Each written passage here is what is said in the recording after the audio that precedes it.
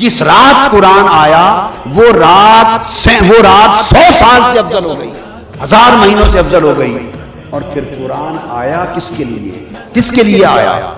اگر آقا علیہ الصلوۃ والسلام مبعوث نہ ہوتے تو قرآن آتا، آقا علیہ السلام زمین پہ تشریف نہ لاتے تو رمضان آتا، آقا علیہ السلام نہ آتے تو ليلۃ القدر آتی، آقا علیہ السلام نہ آتے تو امت محمدی ہوتی، پتہ نہیں کیا ہوتے ہیں۔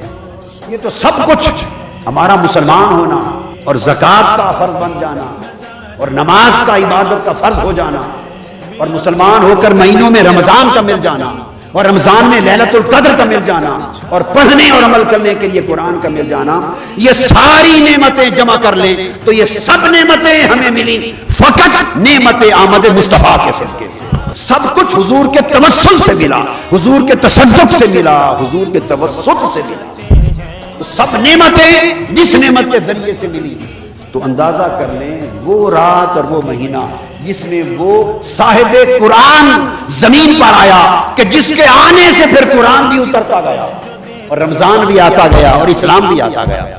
تو جس رات اور جس مہینے میں وہ ہستی آئی جس کی خاطر رب کائنات نے ساری کائنات کو بنایا ہے، 1,24,000 انبیاء کو بھیجا ہے، بزم خلق سجائی ہے، جس کی خاطر ڈوبے سورج کو پلٹا دیا ہے، جس کی خاطر نظام شمس و قمر بدل دیے ہیں، اور جس کی خاطر دوزخ و جنت کا نظام بنایا ہے، جس کی خاطر شفاعت بنائی ہے، جس کی خاطر تخت پر ایک کرسی دائیں جانب رکھی جائے اور مقام محمود پر جس کو بٹھایا جائے گا، وہ ہستی جس کے لیے کہے گی اس کو بغیر حساب کے معاف کر دیا جائے گا۔ اس کی محبتوں کا یہ عالم، حضور علیہ السلام کے ساتھ اس کی محبتوں کا یہ عالم، اس کی چاہتوں کا یہ عالم، اس کے اکرام کا یہ عالم۔ تو جس رات اور مہینے میں وہ ذات پاک آئی، اندازہ کر سکتے ہیں اس مہینے کی فضا، آب و ہوا، اس میں اس کی رحمتیں، اس کی برکتیں، اس کی نعمتیں، اس کی خوشیاں، اس کی عطائیں، اس کی رضائیں کس حال میں ہوں، کس حال میں ہوں۔ اس مہینے کے لطف و کرم کا کیف ہی کچھ اور ہوگا۔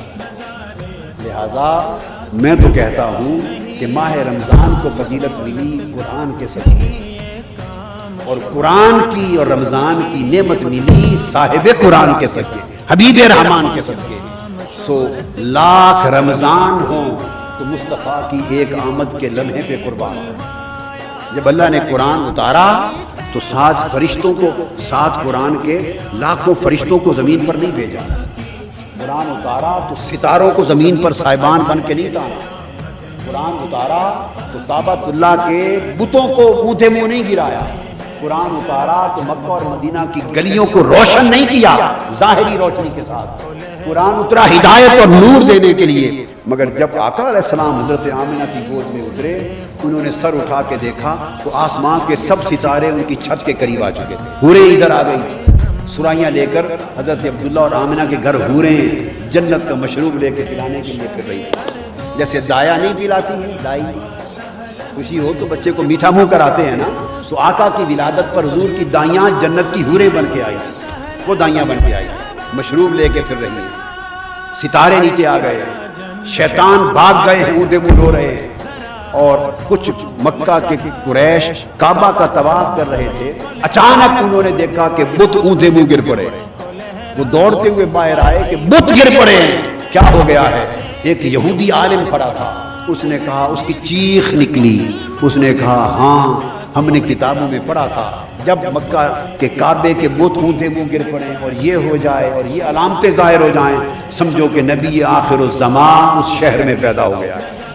تو آج نبی آخر الزمان آ گئے، تو وہ لمحہ جس مہینے میں ہوگا اس مہینے میں رحمتوں اور برکتوں کا عالم کیا ہوگا۔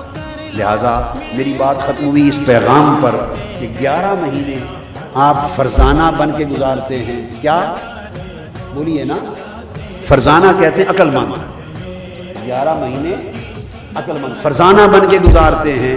یہ مہینہ حضور کی ولادت کی خوشی میں دیوانہ بن کے گزارتے ہیں، دیوانہ بن کے۔ تو اس مہینے کو آپ وقف کر دیں، نظر کر دیں، حضور کی آمد اور ولادت کی خوشیوں میں، جشنوں میں خرچ کریں، خرچ کریں۔